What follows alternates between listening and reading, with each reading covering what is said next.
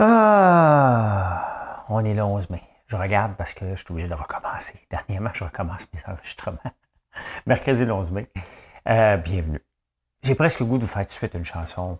Ce n'était qu'un rêve. Et je vais vous parler de la crypto. Les bulles qui éclatent. Est-ce que c'est le début ou la fin? Hein? Je vais vous en parler pas mal ce matin. Je viens d'être liquidé et je viens d'apprendre encore l'effet de levier. Je vais vous parler de ça. Vous ne voulez pas manquer ça. En attendant, je vais vous parler de l'effet magnétique. Hein? La course au champ. Oui, les agriculteurs, pourquoi que ça se presse, puis dans les campagnes, ça se vante en ce moment. Moi, j'ai terminé. As-tu commencé? On fait pipi dans les coins en ce moment. Netflix et la F1. Oui. Le prix du beurre, le Canadien. Denis Lévesque, on va parler de ça. Québec Site, le prix du gaz et les bateaux. Hein? Insolite, des beaux insolites, ça va être le fun. Prince Charles, c'est drôle. La crypto de la bourse, c'est sûr que c'est le gros sujet aujourd'hui parce que ça pète encore de partout et c'est normal, malheureusement. Les taux d'intérêt, on va parler de ça. Avant toute chose, faites un petit like. Ben oui, je vous le demande parce que Facebook, pas Facebook, YouTube aime ça beaucoup. Puis moi aussi, je me sens important. Allez, bonne journée. Ben pas bonne journée, on commence le show. L'actualité vue par un entrepreneur.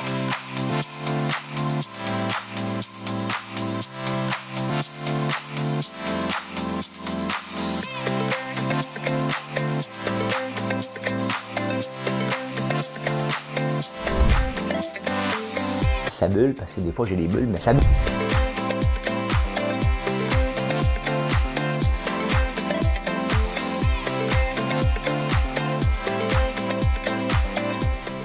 Essayer de faire un spectacle.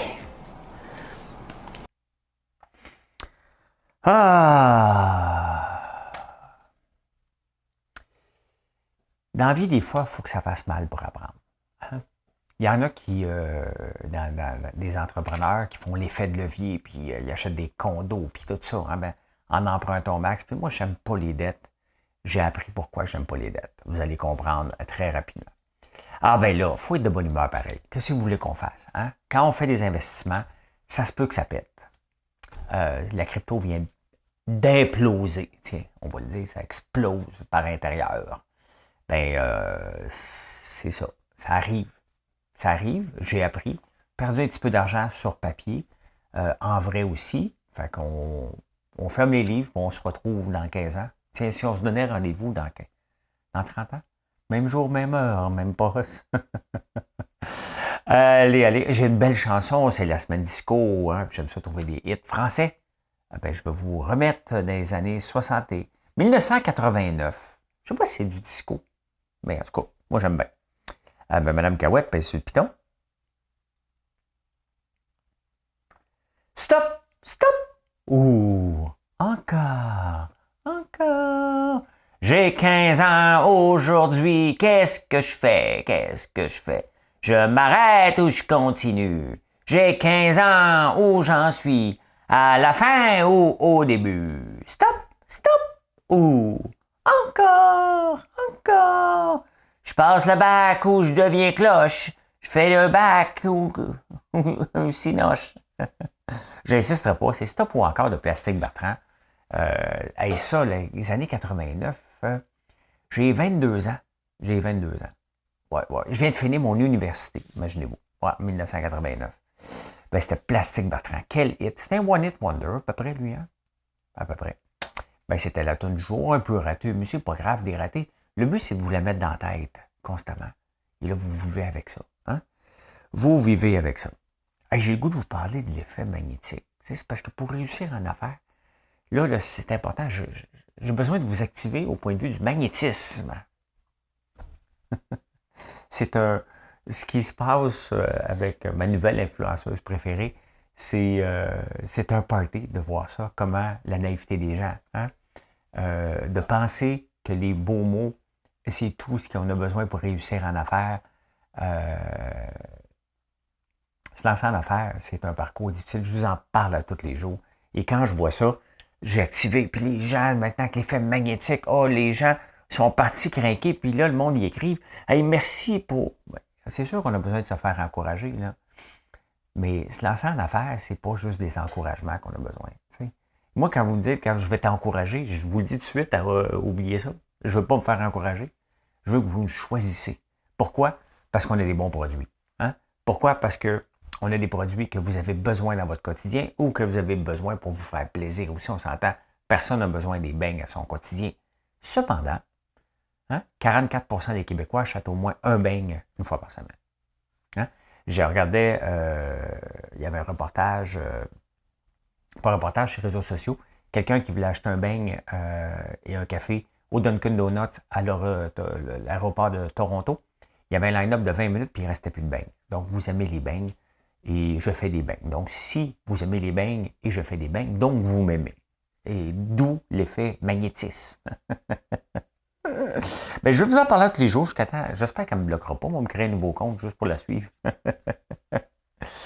Et c'est la course au champ en ce moment. Hein? Les cultivateurs sont pressés de rentrer au champ. Pourquoi? Parce qu'il y a une raison très simple. Hein? On veut récolter avant la concurrence, tout simplement. Hein? Donc, dans les oignons, dans les carottes, dans les pétacs. Hein? Parce qu'à un moment donné, tout le monde arrive en même temps et les prix chutent à ce moment-là. Donc, en ce moment, tout le monde se garoche au champ. Dans les campagnes, tu sais, ça fait pipi un petit peu plus loin. Tu sais. Tu vas au métro, tu vas au magasin du cultivateur, puis là, le monde dit « Puis, t'as-tu semé, toi? » Non, pas encore. Moi, il est fini. Commence les foins. Hein? Les foins, là, dans mon rang, moi, il y a des gens, c'est la course. Hein? Qui est le premier à faire les foins? Je vous dis tout de suite, là, je la gagne jamais. Je suis tout le temps le dernier. Ben, c'est parce qu'on est occupé. Tu sais, on est occupé. Fait que c'est pas une course. Hein? On rentre dans un champ quand on peut rentrer dans un champ. Mais c'est la course au champ, sincèrement. Et la raison est simple. Hein?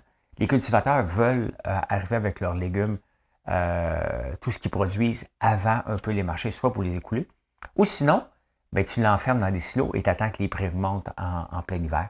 Donc, tu as deux choix en ce moment. Soit tu récoltes tard parce que tu t'en fous, tu te reprends un petit peu plus tard dans l'hiver, ou mais c'est sûr qu'il y a des légumes, tu n'as pas le choix, là, les choux, les carottes, les brocolis. Hein?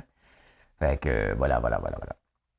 Et la F1 a un regain de popularité à la télévision. Et vous savez ce qui a apporté ça? Netflix. Netflix a fait augmenter les codes d'écoute parce qu'il y a eu un show qui s'appelait Drive to Survive. Je l'ai écouté. C'était vraiment, vraiment le fun. C'était bien fait. Et ben, j'aime la F1 en partant. Hein? Donc, je vous ai jamais dit ça, hein? J'ai déjà été approché pour investir dans une compagnie de F1. Mais j'ai dit non. Hein?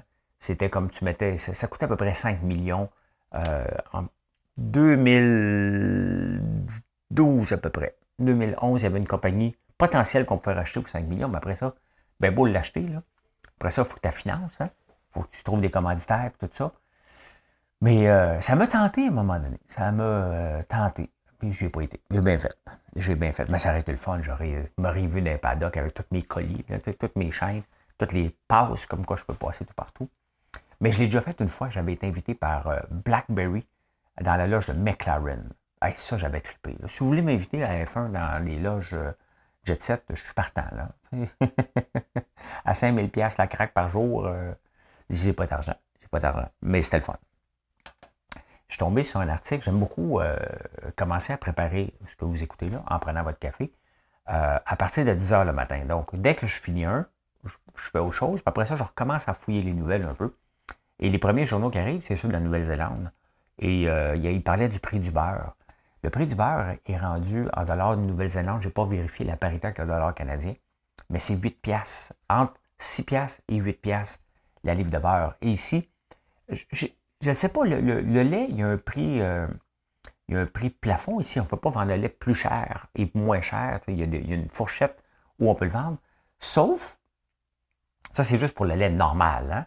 Donc, dès que tu vois du lait finement filtré, ça ne rentre plus là-dedans. Donc, les gens jouent le lait sans lactose aussi, ne rentre pas là-dedans. Donc, tous les autres laits qui ne sont pas les laits qu'on connaît, 1, 2, 3, 3,25 %, passent pas dans la loi. On peut faire ce qu'on veut. Je ne sais pas si le beurre il y a un prix plancher, j'imagine, mais il est pas mal chez Costco. Hein. En parlant de Costco, j'ai fait beaucoup de recherches cette semaine pour acheter de l'huile de canola ailleurs que chez Costco. Et du beurre, et tous les fournisseurs me disent va l'acheter chez Costco. On peut pas, il n'y a personne qui peut accoter les prix de chez Costco. Fait que je vais passer une commande. Hey, qu'est-ce que tu fais là, toi? Petit papillon d'humidité, j'imagine, de nuit. Donc, maintenant, on peut aller chez Costco Entreprise, je peux y aller avec mon camion, donc je vais passer à des palettes. Donc, tout le monde me dit, essaye tout même pas de regarder, Costco offre les meilleurs prix. Bien, tant mieux, tant mieux. Au moins, je le sais. Je le sais. L'important, c'est de magasiner tout le temps. Hein? Et de voir à quelle place on peut-tu en avoir pour notre argent. Parce que, tu sais, il faut que je trouve les intrants le moins cher possible pour ne pas être obligé de vous monter les prix et d'avoir des prix respectables.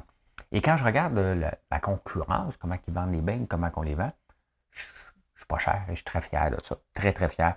Est-ce que je fais beaucoup d'argent? Non. Je vous le dis régulièrement que pour bâtir une entreprise, c'est pas en faisant beaucoup d'argent, c'est du volume.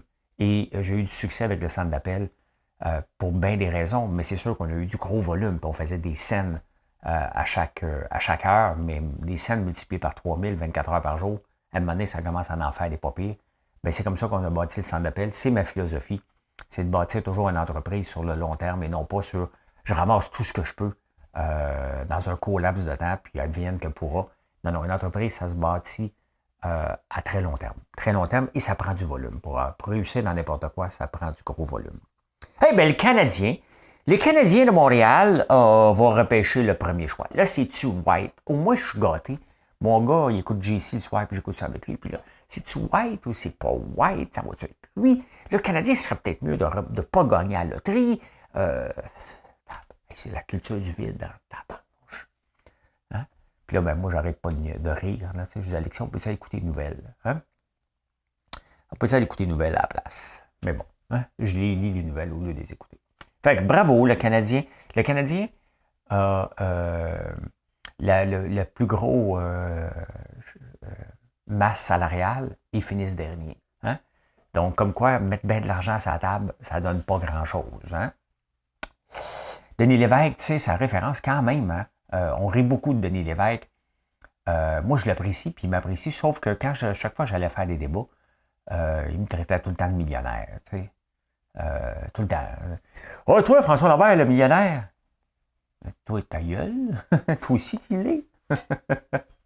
Mais je l'aime bien, Denis. Je l'aime bien. Écoute, c'est une semi-retraite. Bruno Genet, qui travaille avec, quel homme sympathique. Je ne sais pas ce qu'il va faire. Au pire, il va se trouver un autre job. Il est vraiment compétent.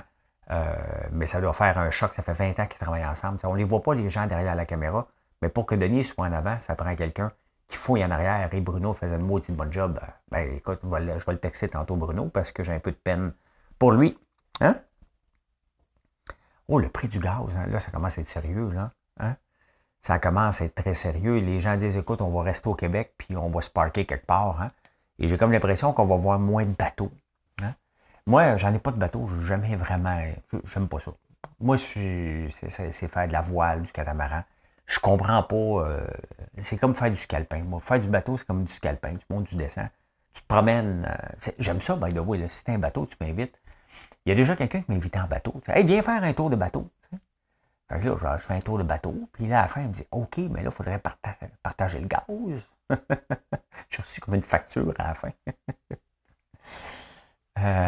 C'est comme si je t'invite à manger. Viens manger chez nous. Viens-t'en. Puis là, je te sors. Ouais, hein? Puis là, je dis, ben écoute, ça va être 100$ par tête de pipe. Hein? Parce que je vous ai sorti du vin à 20$, multiplié par 3, plus le repas. Hein? Ben, j'ai comme l'impression que ben, des gens vont regarder leur bateau. Puis, t'as-tu un bateau? Ouais, j'ai un bateau. Pas le temps d'en faire. Hein, ça ne le dira pas, mais le prix du gaz va affecter beaucoup, beaucoup. Hein? Là, je disais que j'aimerais ça trouver un RV, un véhicule, mais je ne veux pas l'acheter parce que je veux en acheter un éventuellement. OK? Un jour, là, je vais m'acheter un gros Winnebago, puis je vais partir pendant 6 mois, 1 an sur la route. Pas tout de suite, là. Mais ça fait partie de mes bucket list. Je vous ai parlé d'aller prendre le thé à Londres, je vous ai parlé d'aller au Kentucky Derby. Ben, je veux au moins vivre 6 mois sur la route dans un Winnebago, mais bon, j'ai besoin d'un petit peu je suis un petit peu douillet, là, maintenant, là. J'ai besoin d'avoir du luxe et de l'espace. Hein? Donc, mais je veux le vivre à un moment donné. Donc, mais faut que je m'en trouve un pour au moins le faire pendant 1 semaine ou 2 cet été. Hein? mais tout en vous jasant. Ça serait le fun de visiter le Québec et vous jaser pour faire des directs un peu partout. J'aimerais bien ça, bien ça. Mais ça coûte trop cher à louer. Puis il doit sûrement en avoir qui va traîner dans la cour. Personne ne va avoir ça, coudonc. Ben oui, ben c'est ça. Je dois te quitter. Je dois te demander. Dans la vie, là, mes enfants me disent des fois, là, non, non, papa, demande pas. Je suis ben non, demande. Hein? C'est ça. Ah. On est au Québec, là, ici. On est au Québec. Oh, j'ai pris comme un pot maçon. Je me sers des fois comme un gars du plateau. Des fois, je vais prendre des marches sur le plateau. Fait que après ça, je me mets de l'eau dans un pot maçon. Hey, au Québec 7, là, des fois, je ris du Québec 7, puis des fois, j'en parle du Québec 7. Mais au Québec 7, il y a des feux de forêt. Et quand on était jeunes, on faisait des feux de champ là, pour brûler. Hey, aujourd'hui, on ne ferait plus ça. Ça n'a pas de sens. Hein? Alors, on a déjà frôlé la catastrophe. Il y a déjà une grange qui a brûlé, mais c'était pas moi, c'était le voisin qui l'avait fait cette fois-là. Mais c'est sérieux, des feux de forêt, là. Des feux de champ. Là. Mais on allumait littéralement des feux de champ. Tout simplement. C'était tellement insouciant, mais c'était comme ça. Mais là, il y a des feux de forêt, donc soyez prudents. Techniquement, on n'est pas supposé, mais c'est pas juste au Québec. Hein. Je regarde justement en Angleterre, c'est la même chose. En France aussi, il y a comme une sécheresse au nord du Xème parallèle. Hein. On dirait qu'il ne pleut pas à un niveau. Puis dans le sud, c'est le contraire. En Nouvelle-Zélande, Sri Lanka, des Philippines, des inondations. C'est quand même un peu spécial, mais oui, il y a des feux de forêt. C'est très, très, très dangereux. Au Québec 7. Au Québec 7, on a la crise du logement. On n'arrête pas d'en parler. Et l'accès à la propriété. Mais tu sais, on va vous parler de moi. Bon, moi. Ben, je sais bien, c'est mon show. On va vous parler de moi, François l'investisseur. Hein? Comme Martine à la ferme, François veut acheter des condos. Hein? Il y a une fois François qui veut acheter des condos. Il n'achète un à un moment donné, il se ramasse à la régie du logement. Il explique, ben écoute, il ne pas payé. Et là, je ne peux pas rien faire. Je me rends compte rapidement que François, investisseur, n'aime pas aller à la régie du logement pour se faire traiter d'imbécile et d'investisseur, profiteur, puis que je ne peux pas monter les loyers. Fait que François, investisseur, décide que son aventure dans les condos n'est pas pour lui. Il revend ses condos, puis il dit merci, bonsoir. Hein? Et j'aime pas l'immobilier. Pourquoi? L'immobilier, parce que c'est une crise du logement, c'est qu'il manque de logement locatif. Tu as le choix de faire un condo, tu le vends, tu t'en débarrasses. OK? Ou tu fais des logements locatifs et là, tu es pogné toujours à régie du logement avec des gens qui ne veulent pas payer, des gens qui se plaignent, des gens que tu ne peux pas évincer pour 1000 raisons. Puis oui, il faut être humain d'un côté, mais un côté aussi. Donc, la crise du logement, là, si on veut la régler, peut-être qu'on si on donnait un peu plus de laxisme aux propriétaires. Hein? C'est pas aux propriétaires de toujours payer pour les mauvais locataires. Il y a des mauvais locataires, puis il y a des mauvais propriétaires. Je cherche un autre mot, mais c'est propriétaire. Donc, si des gens comme moi ont zéro le goût d'avoir des logements, des portes, comme on dit, bien, c'est ça. Hein?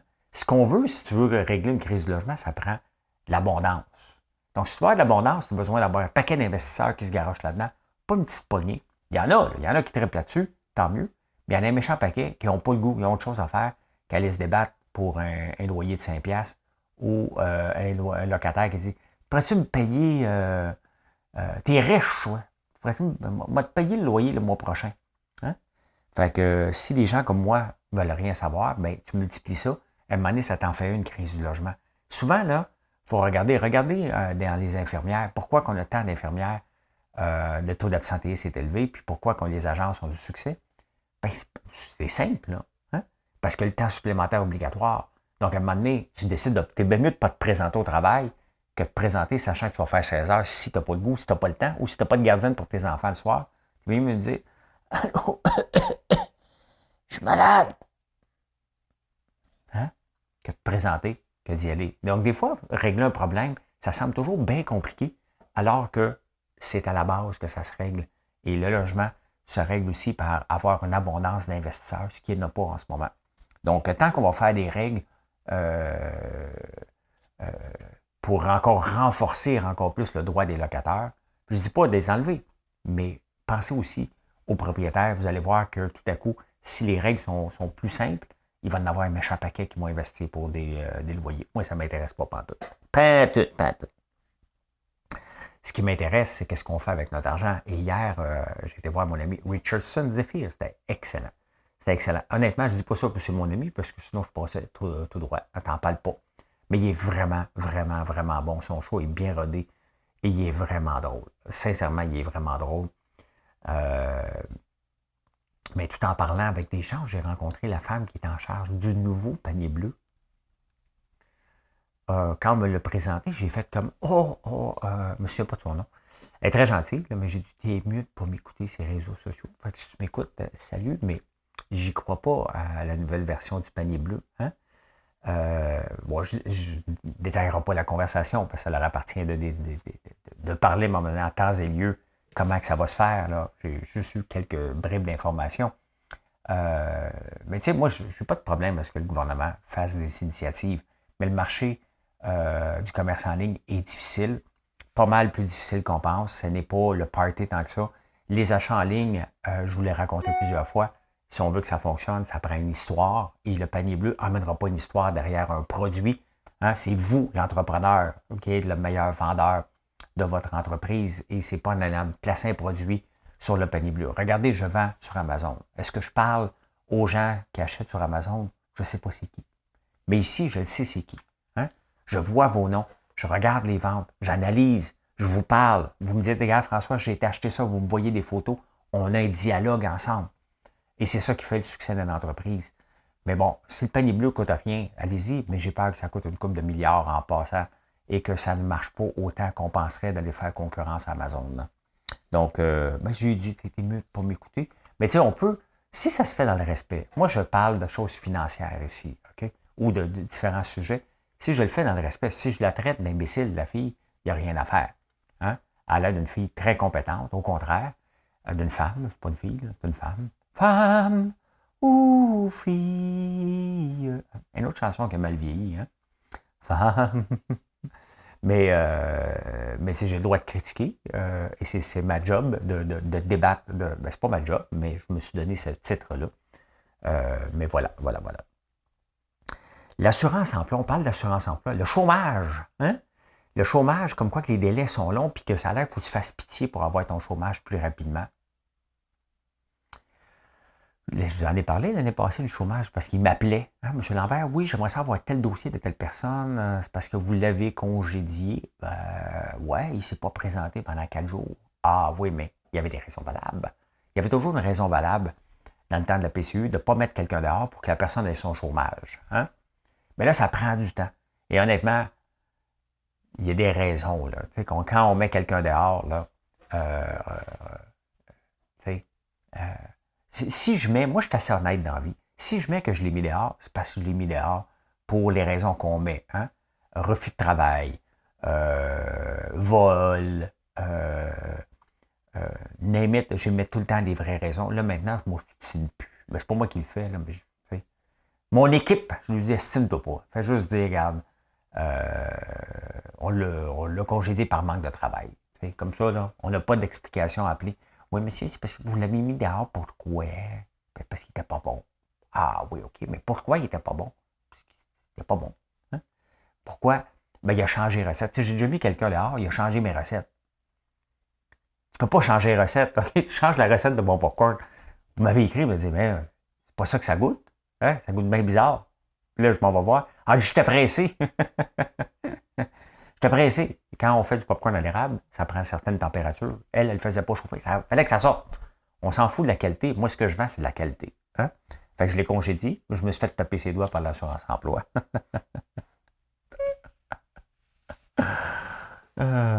Puis là, en ce moment, il y a des délais trop longs. Ça a l'air qu'il faut que tu dises, je vais être obligé de vendre ma maison. Puis là, il va te donner ton chômage.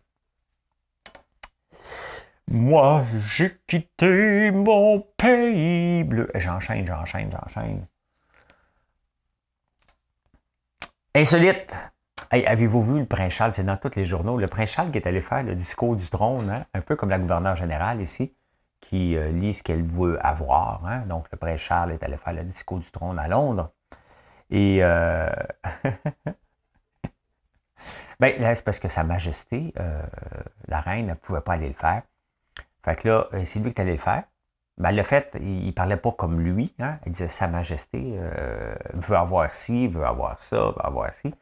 Mais il n'a pas le droit de s'asseoir dans le vrai siège. Ils ont donné un autre siège, un pouce plus petit. Tiens, mon subalterne, hein? M'a montrer c'est qui le boss. Il y a l'air d'un petit enfant que son père vient de donner la permission pour la première, ou sa mère vient de donner la permission pour la première fois. Il a 74 ans quand même, le prince Charles. Là. Puis là, on voit Camilla à côté, puis ses enfants. Là. Oh, c'est toute une cérémonie. Ça me fait rire, la royauté. Hein? Ça me fait rire. S'il te plaît, ne bannissez pas ça du Canada. C'est trop drôle. C'est comme mon influenceuse. Hein? Ça me fait rire. Fait que, ouais, il est allé faire le discours du trône, mais il a parlé au nom de sa mère. Donc, voilà. Hein?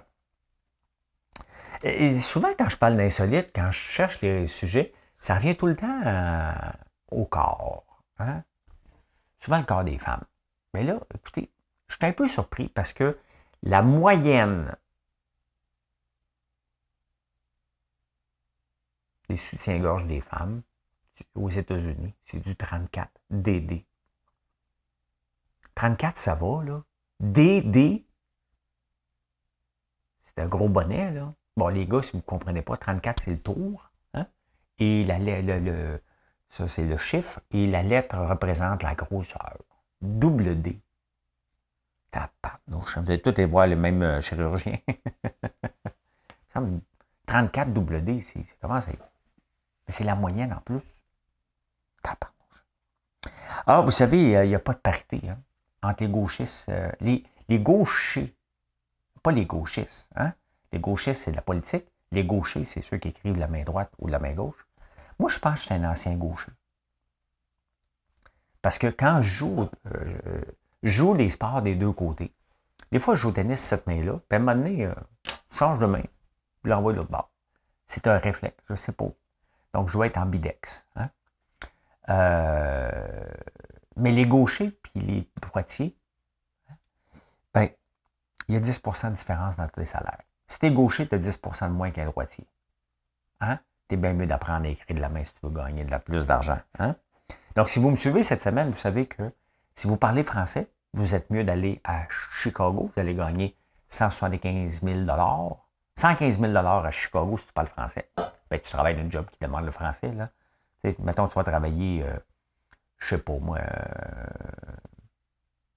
le CBO, la banque des commodités là-bas. Bon, mettons, tu n'as pas besoin de parler français. Tu dis, hey, je parle français, donne-moi une augmentation de salaire. Ça ne marche pas comme ça. Là, mais si ta job requiert le français et tu es à Chicago, tu vas gagner 115 000. Ben, si tu es gaucher, tu vas gagner 105 000. 10 de moins. Hein? Voilà.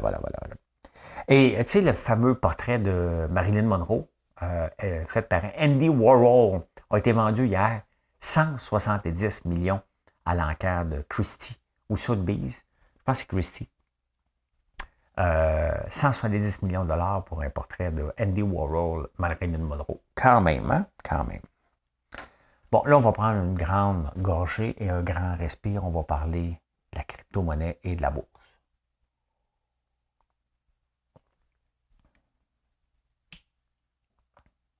Je vais à Londres.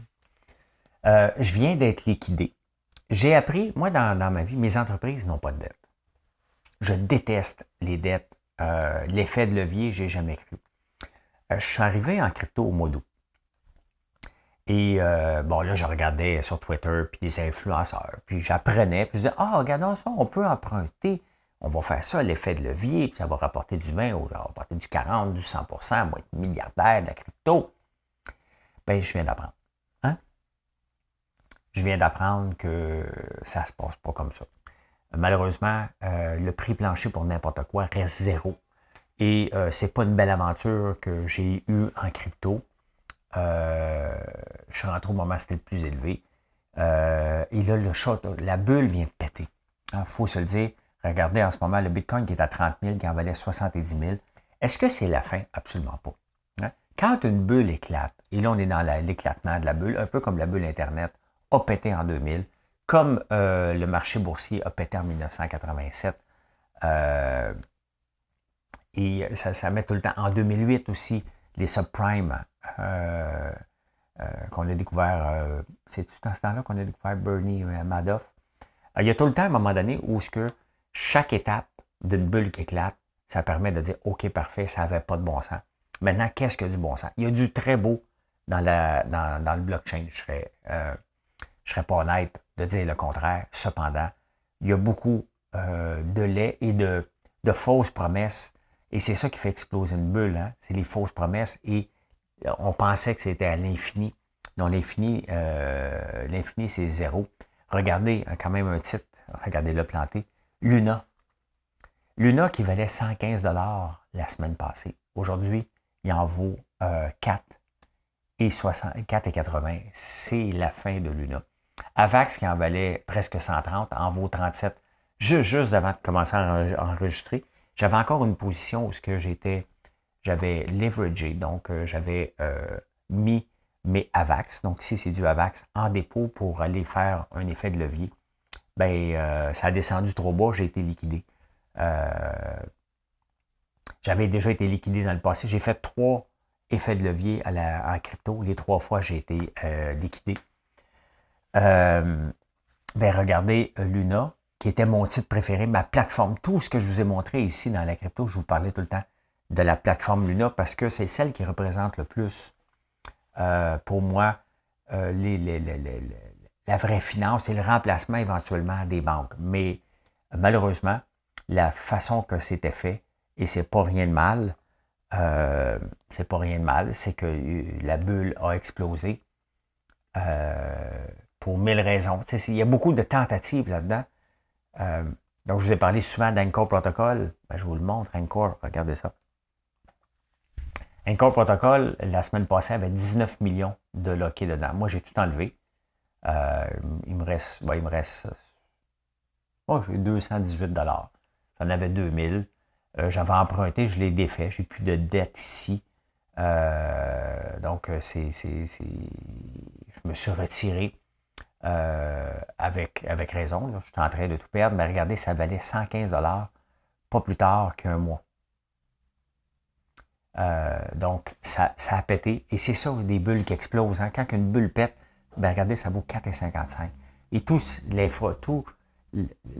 l'infrastructure derrière, toutes les plateformes, tous les protocoles, tout explose en ce moment. Est-ce qu'on va s'en sortir un jour? Je doute. Parce que regardez, je vous ai parlé des stablecoins. Et les gouvernements sont après les stablecoins. Hein? Regardez, le stablecoin qui est supposé de valoir 1 $ en vaut 34 cents. Il a perdu son PEG, qu'on appelle, et c'est majeur. Il n'est pas capable de s'en sortir et je ne pense pas qu'il va s'en sortir. C'est assez rare ce qu'on voit là.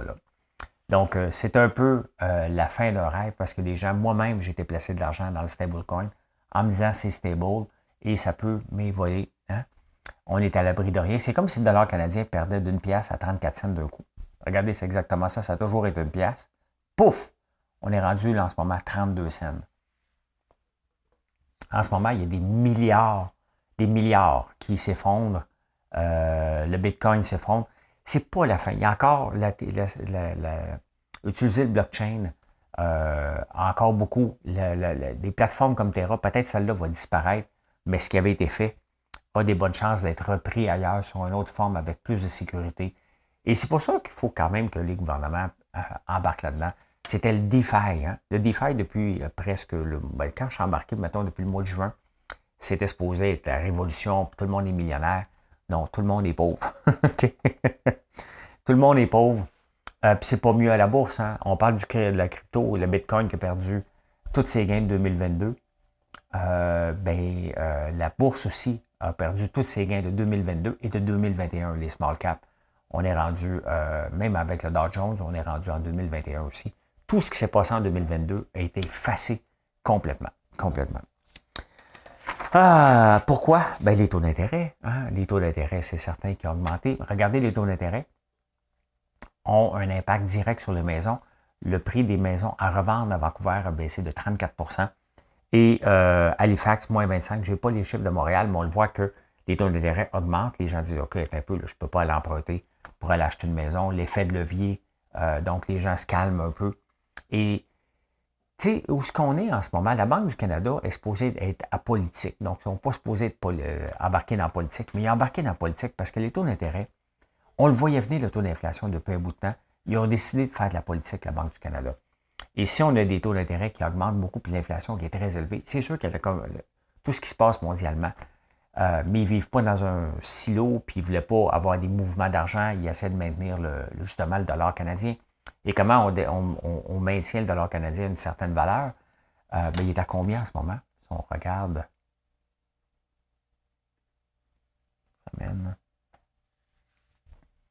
Dollar canadien par rapport est à 76 cents. Donc, on le voit, on devrait être plus élevé que ça, hein? Mais on voit qu'on n'est pas un État, on n'est pas capable d'exporter notre pétrole. Et les États-Unis, le dollar est très fort en ce moment parce que les autres sont capables d'exporter. Donc,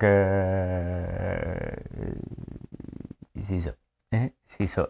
Mais quand on dit non à tout, bien, ça a un impact. À 76 cents, on n'exporte pas notre pétrole, donc les gens ne veulent pas notre argent. On n'a pas grand denrée à vendre parce que c'est pas le temps. Au mois de septembre, ça va augmenter, mais pas pour le moment. Donc, mais la Banque du Canada aurait pu augmenter un peu les taux d'intérêt. Ça leur a apporté de l'argent nouveau ici. On n'a pas voulu le faire, peut-être pour ne pas ralentir l'économie, pour ne pas affecter... il y a eu des pressions de Justin Trudeau, mais ce qui se passe en ce moment au Canada avec les taux d'intérêt et l'inflation, la Banque du Canada, elle aurait pu être un peu plus précurseur et d'annoncer une hausse des taux d'intérêt l'année passée. Il aurait pu le faire. On savait qu'on s'en venait où ce qu'on était là, mais ils ont fait de la politique. Et la Banque du Canada qui fait de la politique, pour les politiques monétaires, c'est pas supposé être le cas. Ça s'est fait. Et on paye un peu le prix en ce moment. Mais tout ça, hein, on peut être... regardez, j'ai été liquidé en crypto.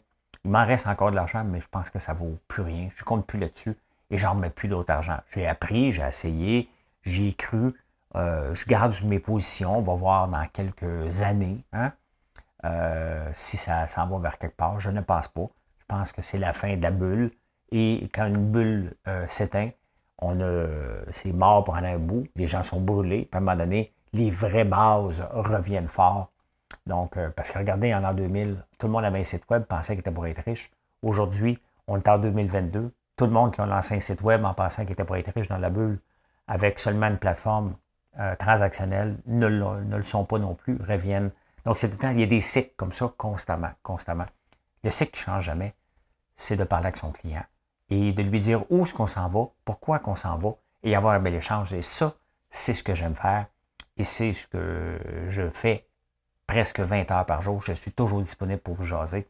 Je suis un magasin général en ligne et c'est pour ça peut-être qu'on a un succès comparativement à bien d'autres. Et voilà comment j'ai vu l'actualité en on est mercredi le 11 mai. Hey, merci d'être là. Merci d'être là. Bonne journée. Je vous parle tantôt, vous le savez. Hein? Je dis tout le temps bonne journée, mais je suis mieux de dire à tantôt. Hein? Parce que tantôt, on va se reparler tout le temps. À peu près 3-4 heures, on s'en jase. Allez, bye.